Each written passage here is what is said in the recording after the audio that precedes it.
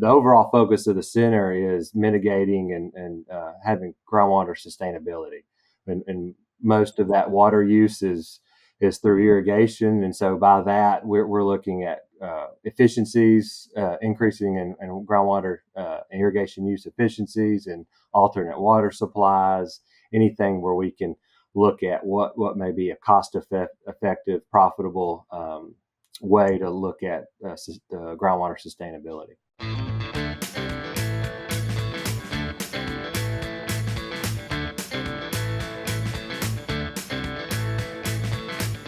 Welcome to the Crop Science Podcast Show by Wisenetics.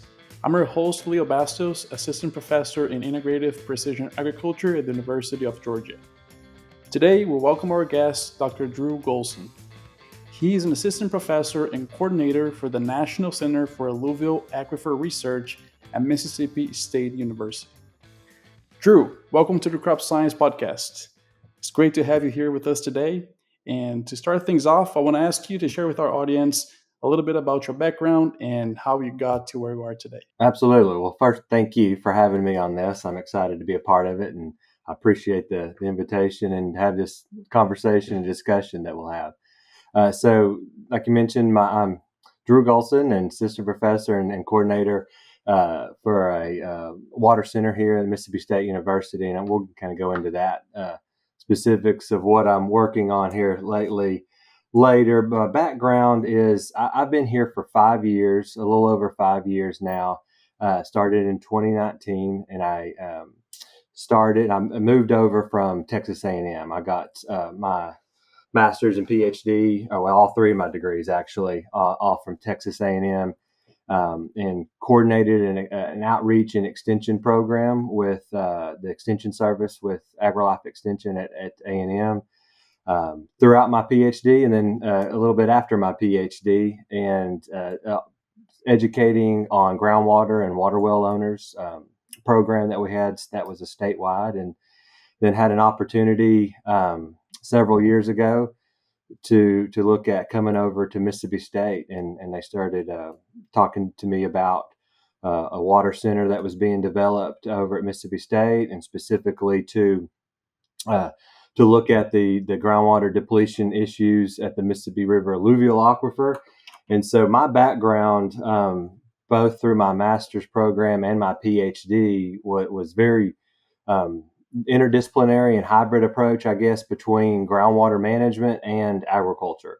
And so this center specifically, and then the opportunity I had to come here really was I thought was a great opportunity for me to take that background that I had and my interest and passion and combine those. And so even in between my master's degree and my PhD degree, I worked for a groundwater management district. And so I had actually no intention to get a PhD while I was going through school at A&M. And they asked me, my advisor specifically asked me, is there any plan for you to would you stay and get a PhD? And I looked her in the eye and said, there's 0% chance I will ever get a PhD.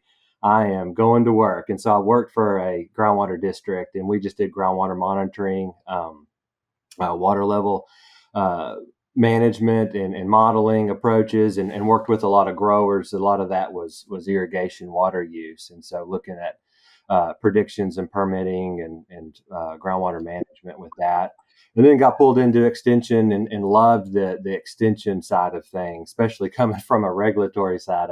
I loved walking into a meeting and everybody excited to see me instead of the other way. And so I fell in love with the land grant system and extension specifically, and being able to look at our research and techniques that we were working on, and then being able to get those to those that use it just really fit my personality as well. And so I got my PhD with A&M, and then, like I mentioned, in 2019, I came over to work with Mississippi State. And so really my background and interest is groundwater management.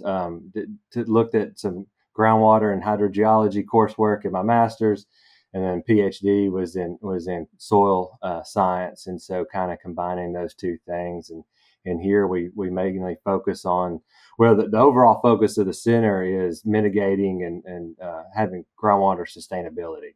And most of that water use is through irrigation. And so by that, we're looking at efficiencies, increasing in groundwater irrigation use efficiencies and alternate water supplies, anything where we can look at what may be a cost-effective, profitable way to look at groundwater sustainability. Perfect. That's fantastic. And I guess I want to follow that up with just asking for you to share a little bit more about the specific case of Mississippi and irrigation and cropland. Just so our audience gets more situated in the context of that. So if you could share anything about what types of irrigation systems are more common, where is that water coming from? So you mentioned groundwater here. Is that the main source of water for irrigation in Mississippi, or are there other sources that growers also use? What are some of the major irrigated crops? And perhaps what is that share of crop water that's coming through irrigation, but also through rainfall? So if you Right. Yeah. Yeah. No, I mean, that's a very good part of the conversation. I mean, anytime I step out of Mississippi, I think and I should, but I have to give a little bit of background on, I mean, even me. So moving from Texas, where we had water problems and water quantity problems, specifically of where we would irrigate, and there were a lot of the times different areas obviously would have different concerns or level of concerns, but drought and water quantity availability was always on the minds of those that were irrigating, especially in the high plains of Texas. And then my perspective of Mississippi coming here was, you sure you have a water problem? It rains all the time. We would be happy to have this much rain and be able to operate ag production. But so I think a lot of that, there's a lot of context that is part of the discussion, understanding the background and what the issues really are. And so most of the rainfall does fall outside of the growing season. Number one. And so we really, the amount of rain we get is quite a bit, but it doesn't fall when we need it, when the crop needs it. But we do get sporadic rainfall events. And so that's important. And when we look at our water management and irrigation decisions, but then also the predominant, and so specific, most of our irrigation is going to be what we call the Mississippi Delta. That's the alluvial aquifer region, the lower Mississippi River basin that's along the Mississippi River. And so the whole basin, the aquifer really goes from the Boot Hill of Missouri into Arkansas Delta, Mississippi Delta, and the northeast corner of Louisiana. And so all shared this Mississippi River alluvial aquifer. And so that's where most of the state's irrigation's coming from, is in the Delta region next to the river. And there is some irrigation that's coming out in other parts. It's a lot deeper wells, a lot of surface water use, but majority of the irrigation in the state's going to be in the Delta region.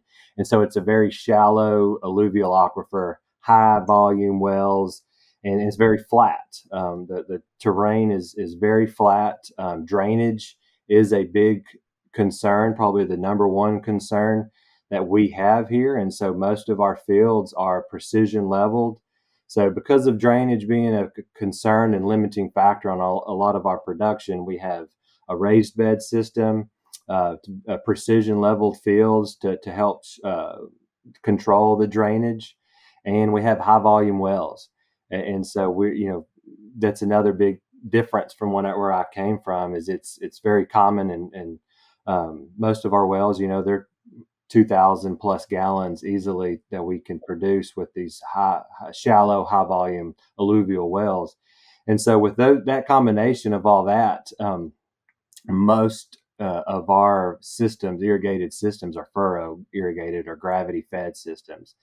Because it just, precision leveled fields, furrows are all in place. And so it really leads itself to a furrow type of irrigation system. There are some pivot systems, but as opposed to most other places of high irrigated acres, we're increasing furrow irrigation and pivots and laterals are actually decreasing. So most of what was put in the 80s and 90s that are being taken out and then transformed over to furrow irrigation. And so that's a big difference of the Mississippi River Basin, the lower Mississippi River Basin and other areas is type of irrigation. And I think part of that is understanding why and working within those bounds on where we're trying to look at what ways we can fix and work with the growers and help be more efficient within that. Perfect. No, that was a very great context here, just for us to understand. And I know we had a quick talk before we started recording the episode when we were talking about crop types. But could you share as well that as far as what are some of the major crops irrigated in Mississippi? Sorry, yeah, I didn't go in. I forgot about that part of it. But so most of our crops, most of our acres are going to be soybeans. And then next, probably with corn and cotton coming in after that. And then we also have rice acres as far as irrigated. And there's some wheat and some peanuts and others scattered in there. But our main crops are going to be soybean, corn, cotton, and rice. And so that's a lot of the work that I work with as far as irrigation standpoint through extension and research, looking at effective and efficient ways to irrigate really all of those crops. And my program focuses on soybean, corn, cotton, and rice. Perfect. Awesome. Thanks for adding that. So, from what you just said, it seems like Mississippi is has a very specific set of circumstances that perhaps is not the most common, as you said, in other irrigating areas in other states. So with those, could you share with us a little bit of the challenges that growers in Mississippi are facing when making use of irrigation water, and perhaps some of the solutions available to those challenges? Yeah. So, I mean, I think part of the challenges and work, and like I mentioned, I think working within the bounds that we have, if I focused all of my efficiency research program on sprinkler irrigation, and when only maybe 10% of the farmers are actually doing sprinkler irrigation, I'm probably not focusing on the area that may move the needle as far as water use. And so I think, at least in my thought process as I came in here, well, it's easy. Everybody needs to go to sprinkler and we'll use less water. But that's obviously, that's not going to achieve what we're trying to achieve. And maybe even do the opposite because, we're not working within that system. But also, there's a lot of things that we've looked at even prior to me coming over here, and that's been around for a long time, and some other things that we've been working on that can help increase that efficiency with furrow irrigation. That I think within our systems with precision level fields and application efficiency that we've been looking at, that they can be pretty efficient even within a gravity fed system that we have. And so the main kind of what we talk about is our main big three, our pyramid of where we work with growers to bring them within a furrow irrigated system is the first one is what we call computerized hole selection. So polypipe is run along the top of the field and holes are poked at the furrow and the water runs down the furrow to the bottom of the field. And it's not a very advanced system the way you use it. But then one of the things that a program that was developed a while ago was computerized hole selection. And then there's a good free version called Pipe Planner. And so what that can do is working with growers, it uses the elevation changes and it uses the well pressure, the volume, the rate. And we can tell in the size of the field or the length of the runs, we can tell the grower what size hole to put in that furrow.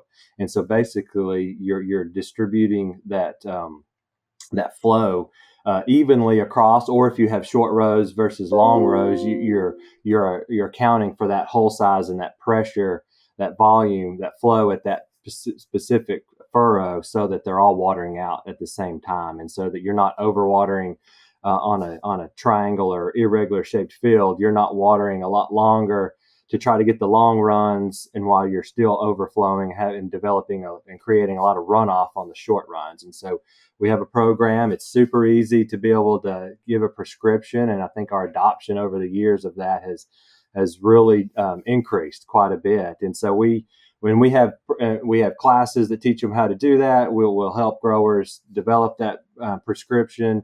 And we have all our county offices that have flow meters and elevation equipment to help get the data that the growers need. And then so when you have a furrow irrigated system, I try to think about it from a ways you can achieve efficiency or increase efficiency. And, by your conveyance system also being the way you get the water to the crop, there's some constraints in that. But, increasing uniformity is one way we can do that. And then the other is going to be timing. And so when to irrigate. And so I've spent a lot of my focus and time over the last 5 years looking at scheduling techniques and looking at, so if we can reduce and not only irrigate when we need to irrigate, and then also apply our uniformity increase, then we can really make a big difference. And we've got a lot of data that shows that on station, but we've also done a lot of data that confirm that on farm. So where we're comparing different practices. And I think that's a big part of working with growers is, coming up with these tools that they can use, but also showing them that it actually works and at a farm scale, a field scale. And then the last several years, we've really focused on training, and we can talk about that in just a little bit. But to focus on your question is, we look at scheduling, and so that's another thing that they can do is, and soil moisture sensors is where we've focused a lot of our effort over the last several years. And so I think there's one thing to tell them that this works. It use less water, increase profitability, and then there's a whole training aspect of it that we've been trying to work on as well. But we talked about rainfall. We do get occasional rainfall events. And so a lot of the times just holding off an irrigation, 3 to 4 days because we didn't absolutely need it, and we're comfortable and within our thresholds that we're not going to pass any yield reducing point, and we can wait on this chance to come, then a lot of the times that we miss a whole irrigation, or we get to skip an irrigation because of our occasional pop-up showers, rainfalls we do have. But also at the same time, furrow irrigation, we're applying 2 to 3 inches at once. So you really put a whole lot on there, and then you fill the profile up, and then you wait again for it to be reduced. So understanding those thresholds and knowing maybe we can hold off, then you get a good pop-up rain shower, then we just were able to cut our irrigation by a quarter a lot of the times by holding off 3 days. And so I think they really see the value in scheduling to make life a lot easier. Fantastic. That was really, it was really interesting to hear you talk about the pyramid and the 3 pillars or the 3 sides of that pyramid. It's really, really interesting to have to think through it through those lenses. So you did briefly touch base on how is that scheduling being done, right? As far as, so you mentioned about the use of soil moisture sensors. Could you share some thoughts around that? Like how much is that technology being adopted? Are growers, what is their perception about it? And is that, besides soil moisture sensors, are there other technologies being used as well for scheduling? Yeah. So we have focused a lot on soil moisture sensors, and as far as adoption goes, Mississippi and Nebraska rank really high as far as percentage of adopting. But even with that being one of the top 2, top 3 states as far as adoption, it still hovers around 20%. If you look at the whether that's the census from NASS, the irrigation survey, and a few other aspects that we've tried to look at from an adoption standpoint, which is always hard to gauge landscape-wise, is what people are actually doing. But so we're high relatively, but still working on it. It's just another tool that's hard, especially in my world of sustainability and natural resource from the conservation side of things, adoption of practices is always the biggest hurdle or biggest aspect that we spend a lot of time thinking and researching and trying to develop ways. And so we've gone at it several different mechanisms to try to look at that. I think the big part of that is showing them on farm and getting them the data that look, and tying that it's a profitability standpoint. It's not just going to save water, but we're reducing the amount of times or hours that our pump is running, and then put that economics into it. And so that helps a lot. And a lot of these times, these sensors that the cost of those are going to be you can make that up within that first year real quickly by just reducing the amount of times that we can irrigate, by knowing when to irrigate and comfortably knowing how long we can hold off before we actually have to pull the trigger. So we've shown, we don't want to stress the crop from a drought standpoint, but in a lot of our heavier soils and in Mississippi with heavier clay that stay saturated for a long time, and also our pop-up showers, we can overwater some of these crops where we're actually reducing yield on the other side of the spectrum of water use. And so that helps as well of getting people to buy in on some of these technologies. And so what we've done over the last several years is look at on-farm demonstrations. And so working them through that, like most tools, it's difficult to take on something new, especially with all the things that are going on farm. All the things you're trying to think about and decisions that are being made and the issues, the fires you're trying to put out. And so we try to make it that this is something that's going to help you reduce the amount of times that you have to do other things. And so we have a program, on-farm demonstration, where I work with county agents and we supply the sensors. But it really goes down to all the questions we have is, what sensors do you use? Where do you install it in the field? Where do you put it on the bed? How far from the plant? And what triggers do you use? Because they're all giving us all kinds of different numbers, and some of them are algorithms that are going to tell you when to irrigate, and some are just straight numbers. And what do they mean? And so we could say use sensors and help schedule all day long, but that if a grower even gets to that point of saying, okay, I'm going to do it, and buys the sensor, then he's looking at what sensor. There's tons of choices, and now I've got this sensor that I made a choice on. Now where do I put it?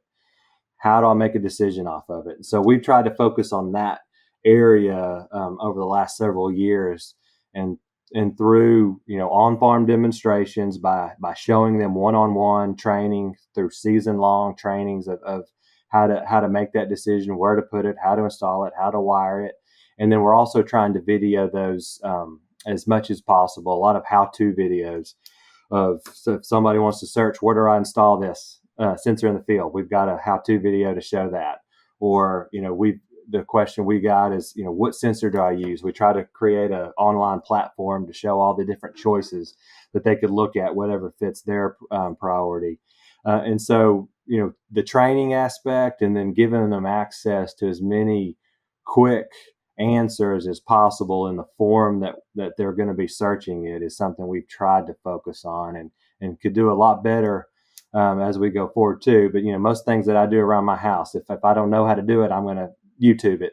And so we try to put that content online to help get that adoption out as much as possible. That's fantastic. I was just last season, I was actually looking into purchasing some soil moisture sensors for research. And I am still, but I was even more new to this at that point, and I was really like searching online, seeing if I could find a review sort of blog post or something with different comparisons of sensors and what they do, what they don't.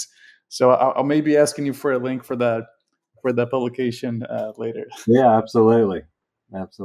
Awesome. It all depends. That's the answer to most of it, right? It depends. Yeah. You want. That's right.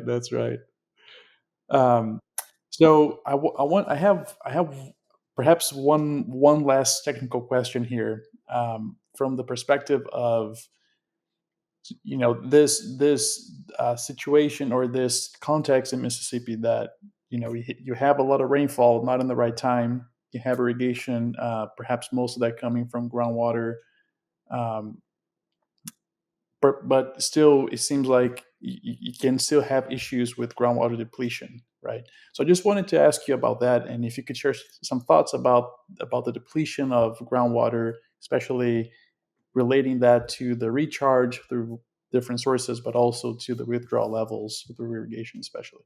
Yeah. So we've over the last several years, we have, between the USGS and the permitting boards, the groundwater boards here in Mississippi has done a really good job of monitoring groundwater in the past and currently into the future, and keep increasing that. So as far as the database of groundwater monitoring, it's very good and we're really robust. And so as irrigation started increasing in the Mississippi Delta and the Mid South region specifically, we've you get more acres, more irrigation, and then over time you start to pull out more water than what's at a faster rate that's being replenished. I mean, so it's just like a bank account.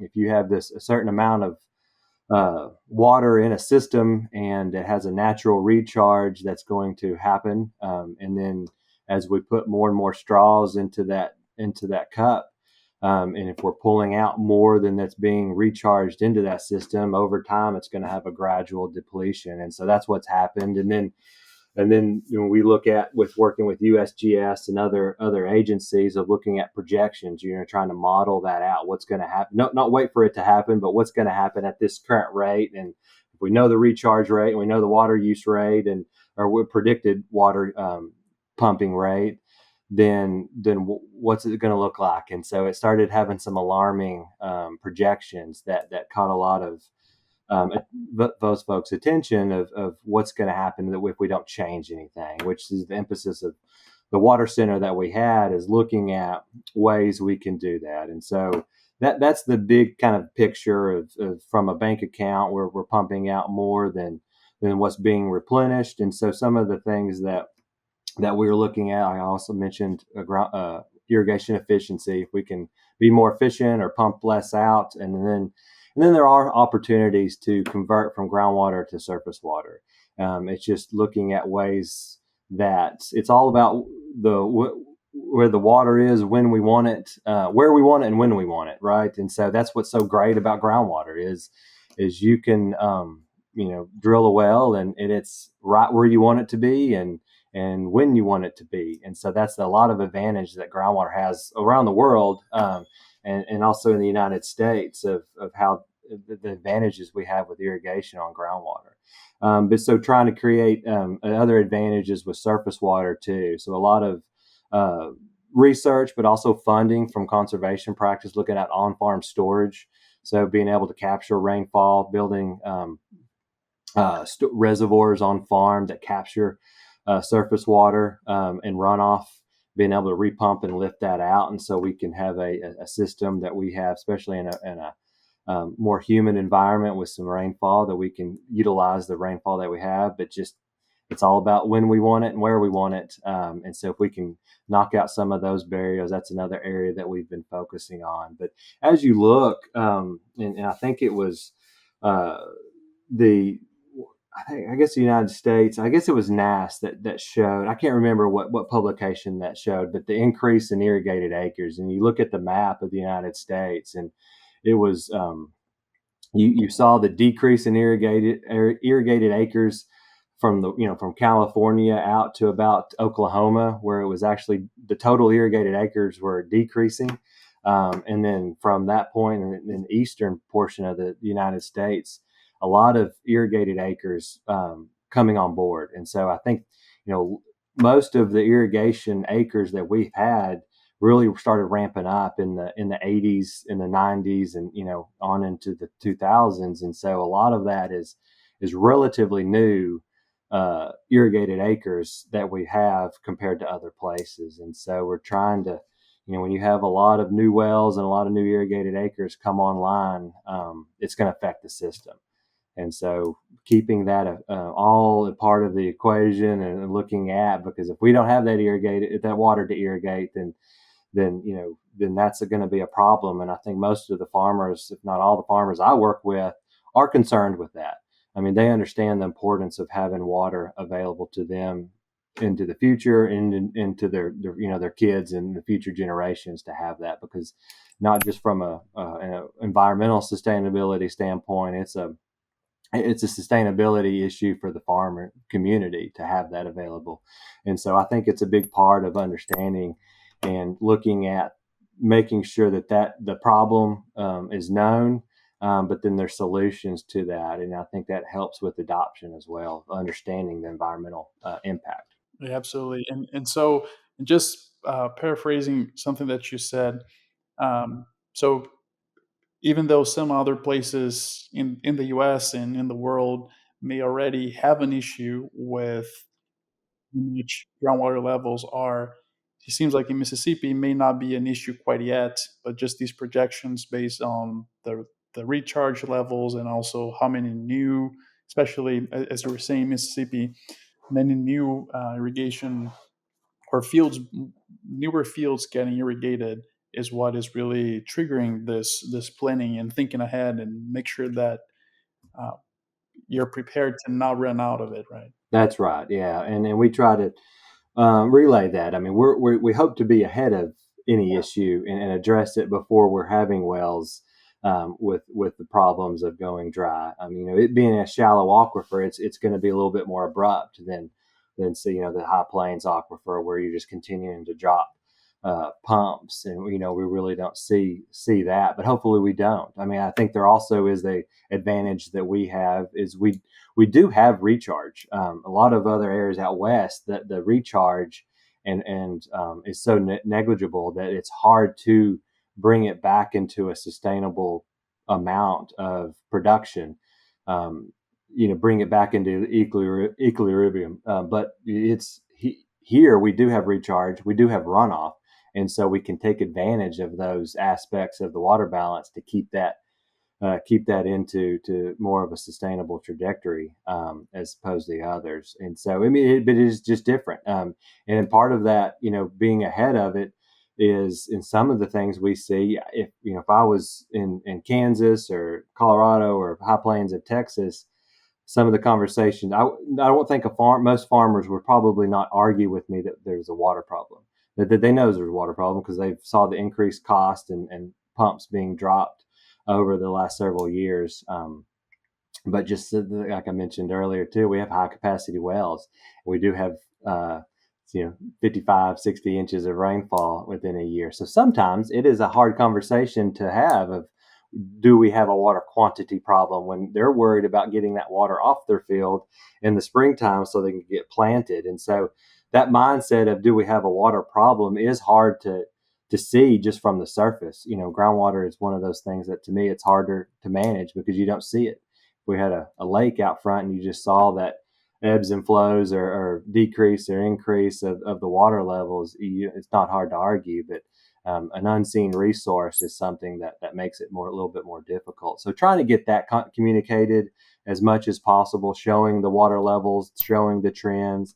And I think we're doing a pretty good job. I think we're getting ahead of that curve. And so I'm excited to keep on working with the area that we have been, because I think we're seeing some impacts in that.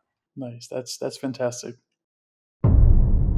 It's time for our famous three. Explore the future of agriculture with KWS, a global leader in innovation and sustainable farming practices. Uncover the exceptional qualities of our hybrid rye, cultivating a legacy for a greener tomorrow. Visit kws.com/US for more information and for dealer locations. KWS, seeding the future since 1856.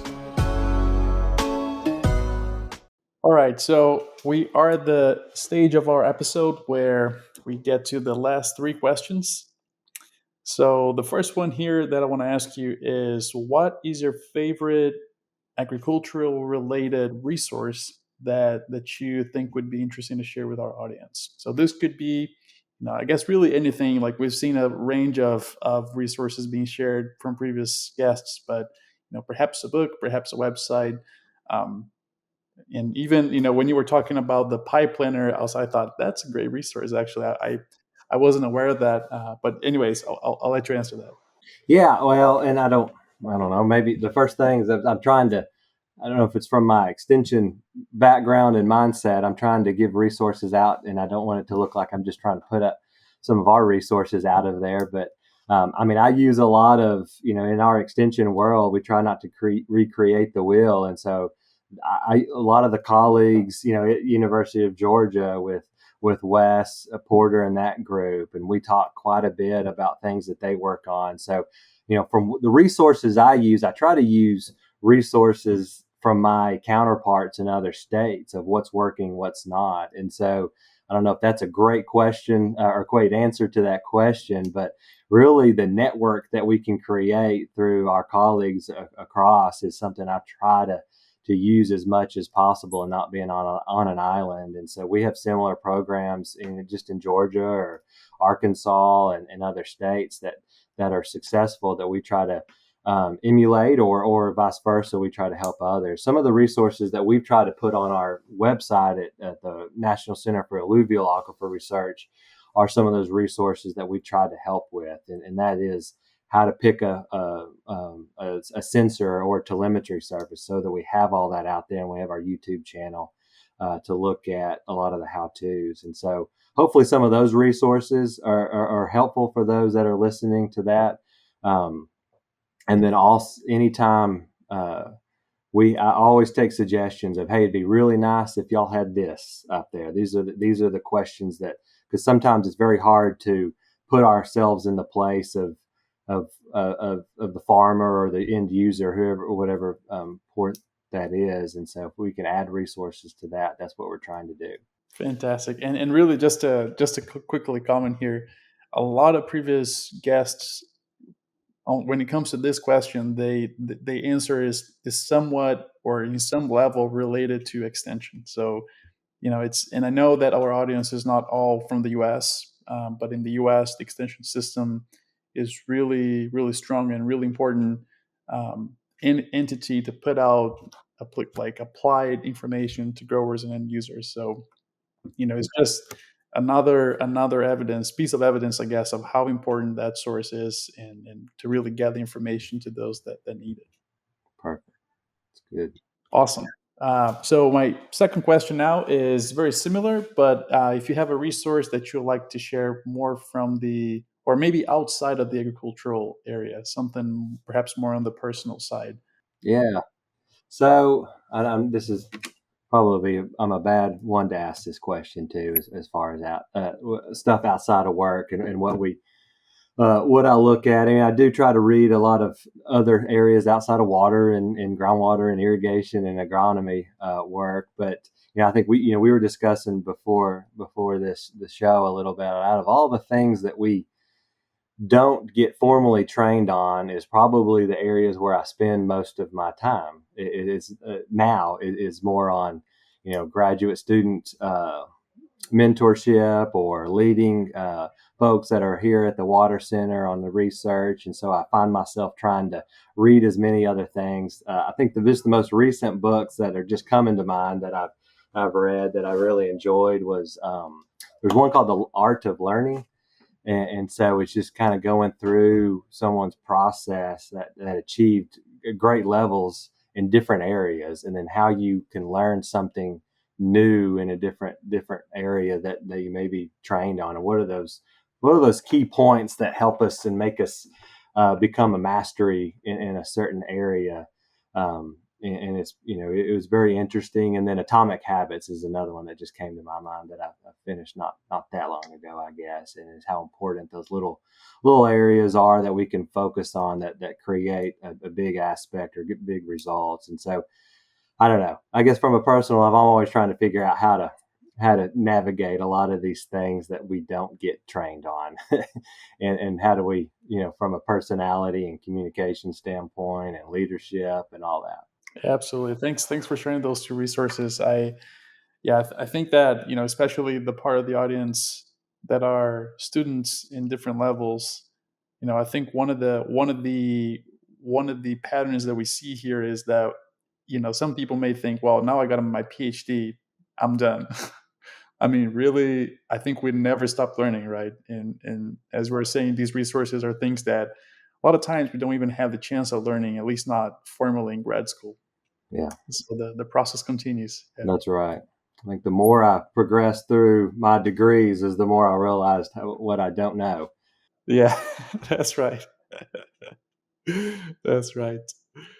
All right. So I guess maybe in connection with that, we talked about some resources and some skills. And what are some of the skills that you've seen on successful professionals around you that makes them successful? Some of those patterns or just skill sets that people have that set them apart. I think that's a really good question. I mean, I don't, I try, whether, us going through our progression through our, advancement through our careers and kind of look at those that you try to look at those that have been successful and not, or even in our immediate circle of.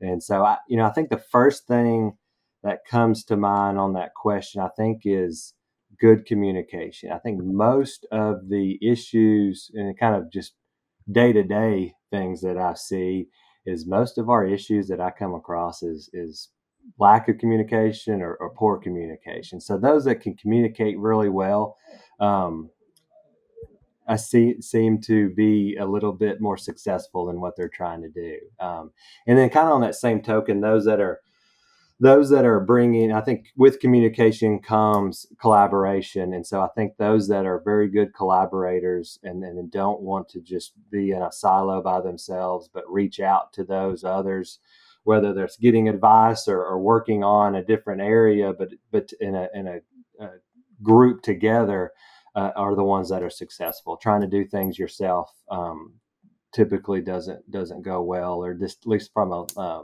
longevity standpoint doesn't work out well. So I think in the kind of the same vein, but communication and collaboration, and those that do that well seem to be ones that are doing pretty good. Awesome. All right. Well, thanks, Drew. It was really, really great having you here today. I learned a lot, especially about Mississippi and the specific conditions that irrigation Mississippi have, especially compared to even Georgia or other states in the U.S. It was really, really interesting to learn about that, and I'm sure our audience is also appreciative of that knowledge. So thanks for sharing that, and it was great to have you here today. Absolutely. Thank you.